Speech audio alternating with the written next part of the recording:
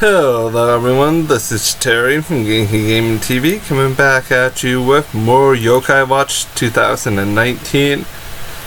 This episode review is for episode 16, and this starts off at a rather sluggish pace, a snail's pace. So the episode starts off with Nate asking his mom to hurry up with his breakfast or to pick up the pace a little bit so that he could eat before school. But apparently she had other ideas. She just wanted to go at her own pace. So this continued on. Nate then realized he had to really go to the bathroom. Like no tomorrow, like really have to go. But Dad was in there, Dad was taking way too much time, and our buddy Nate was not happy having to do the pee-pee dance. At least that is what I call it. But it turns out that the situation Nate thought was going on was the true situation, and that there must be a yokai. It was Snail Space, or My Peisu, which I love the Japanese name because My Peisu kind of rolls off of your tongue better than Snail Space. It's just the verbiage and like the feel of saying My Peisu feels a little bit better than saying Snail Space. I do digress. Nate's like, I don't have time for this, let's summon a yokai ally. Come on! Is who he ends up summoning. But come on was not enough to take on the deadly sluggish speed of Snail Space. Snail Space ended up affecting him, causing him to become sluggish and want to go at his own pace as well. Snail Space then hit Nate with the snail beam. That's what I'm calling it. The purple beam of slow sluggishness. And that caused him to slow down almost past the snail's pacing, but he tried to fight it while he was outside, and now Katie thinks he's a complete weirdo who might be prepared to pee himself because dude is legitimately doing a pee-pee dance in front of the girl he is obsessed with. And she's like, I'm just going to school. I'm just going to go do something else off screen that does not involve you. But I'll see you later, neighbor.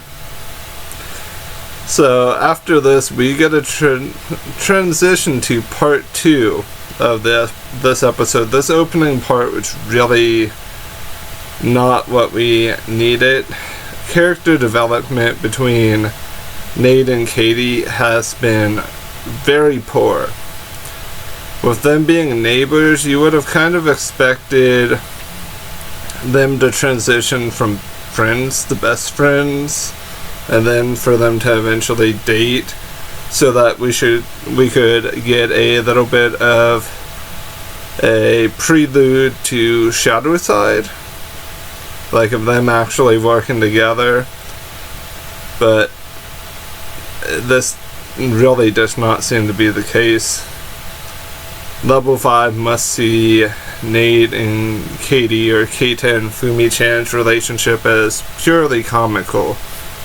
But we transition onto a beach scene, and I want to point something else before I dive into the section of the episode as a whole. But Nate's mom and dad look really good in their swimwear.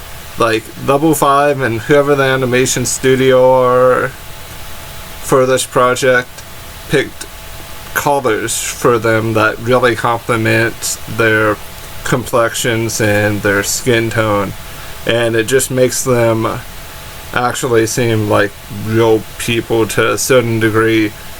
Because you know sometimes how you have like an anime project that you watch or a series you watch, and like the clothing doesn't really seem to fit someone's skin complexion or like even someone's hairstyle to a certain degree. I feel like they pretty much set up the perfect beachwear for Nate's mom and dad. But we're moving on now. Jibanyan, Nate, and Whisper strut around the beach as if they are the kings of the beach, and they run into Blizzaria and company, the hot club or the heat club, however we want to localize it. And they're getting ready to walk towards what appears to be like a beach cafe or beach restaurant before getting ready to go play, like play in the water. And they asked Nate, Whisper, and Jibanyan to join them. And then everyone got the cold shoulder as the Beach-Hime herself, Fubuki-hime, decides to show herself to the beach, causing mass degrees of freezy time. At least that's what I'm calling it. Blizzaria blizzards the beach. Nah, that episode, I mean that can't be the title of this review. That just can't be it. I'm not gonna let that happen. But as this section of this episode transitions on, the guys of the Hot Clan, Swell Terrier and Blizzaria, are the main two that point out, with the waves being frozen, how can we enjoy like the surf? Like even the noise of it. How can we really enjoy the beach with it all cold and snowy and frozen? And our girl Frostina is like, Blizzaria. Why do I keep wanting to call her Frostina? It's Blizzaria. And she's basically saying, oh, I want to enjoy summer on the beach too. Do something about this kid. She didn't really say the kid part. I added it because I felt like it was needed. And so Beach-Hime is born through the one and only really good use of the one-chance side, other than Nate fusing with Jibanyan in the Sakura Nyan form. Those are the only good parts of the one-chance side. Those are the only good ones. So we see our gang enjoying the surf, enjoying the beach, and we get some really cute Beach-Hime moments of her really having fun, which really builds her as a character, other than being a color swap or a clone character to a certain degree. It gives Beach-Hime her own vibe, her own flavor to a certain degree. Yet again, another situation where like clothing, hair color, and even the flower color all match and work well for the Beach-Hime theme. And that inner tube is just so cute. But someone thought it was a good idea to give her shave ice.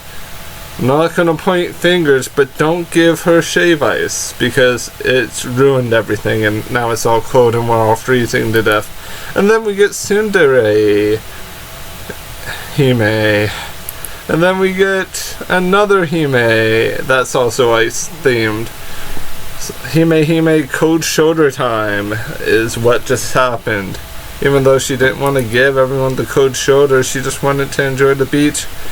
And in the For Koma section, we realize that Koma-san is not very smart when it comes to Nato, or really much of anything, as he spins round and round and round and round and passes out, laying his Nato on the ground.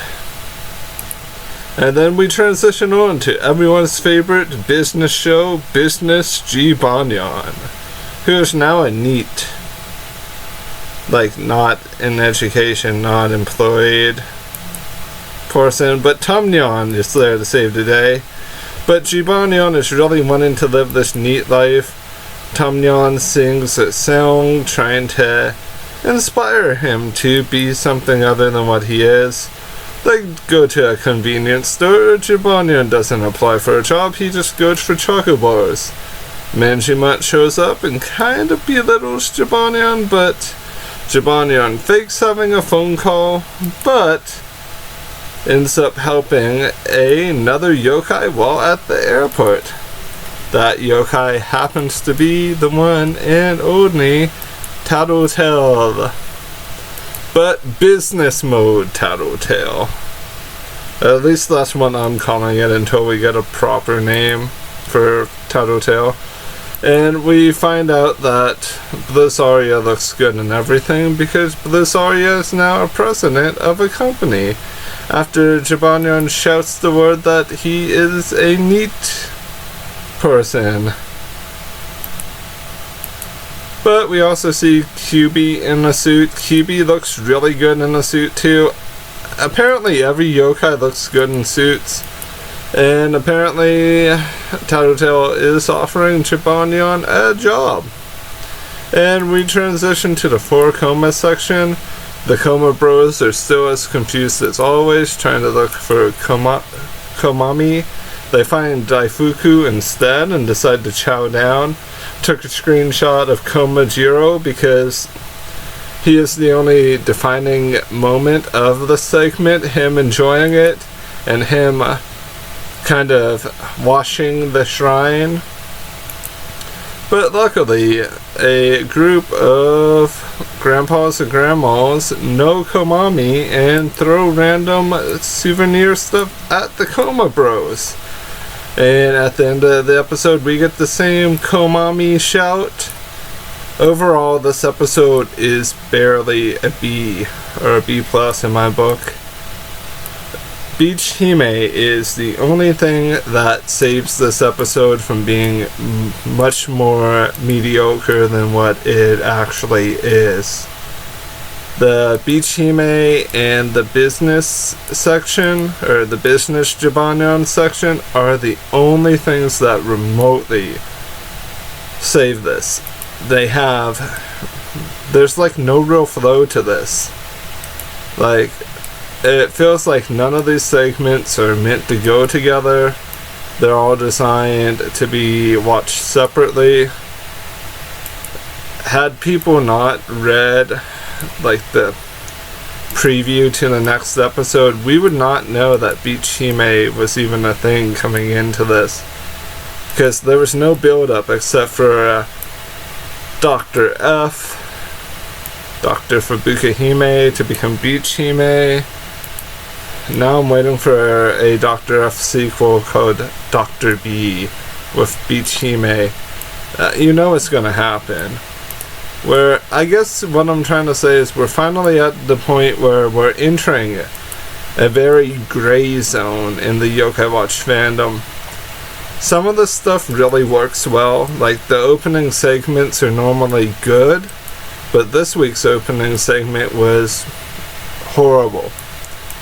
I thought that the Beach-Hime segment was A++, but because of how bad that opening segment is and how it didn't do anything. It just kind of let Nate's character development at a standstill. And it seems like to level 5, Nate and Katie are a complete joke to them. Frostina is still great. The Coma Bros are what's selling them stuff. Which, if I have to watch another 4 Coma section where Koma-san does something stupid and doesn't accomplish anything, my mind is going to explode, guys. And not in a good way where you're like laughing and your mind explodes because of how funny something is. I mean, the 4 Coma sections are not horrible by any means, but there's no substance to them. I don't hate them, but there's no build up. Week in, week out, you can't get anything really from them because they don't modify the plot. The search for Komami was actually good because Komajiro carried Koma-san on his back the entire segment. In my mind, that is what I saw, guys. And the only other thing we really learned is that Fubuki-hime looks good in whatever she decides to wear. I do have some hopes that by the time we reach episode 20, that Nate and Katie's relationship could progress, but right now I'm not really holding my breath. I'm just kind of saying a prayer, because if we're going to get progression within the series, like any build up towards fighting some sort of bad guy or dealing with some sort of threat, it's gonna have to happen soon. Because right now I feel like we're at a standstill of comedy gag in comedy gag. But that's been it for my review. I want to thank you all for being amazing. Please stay positive and may your week be full of blessings. Bye bye for now.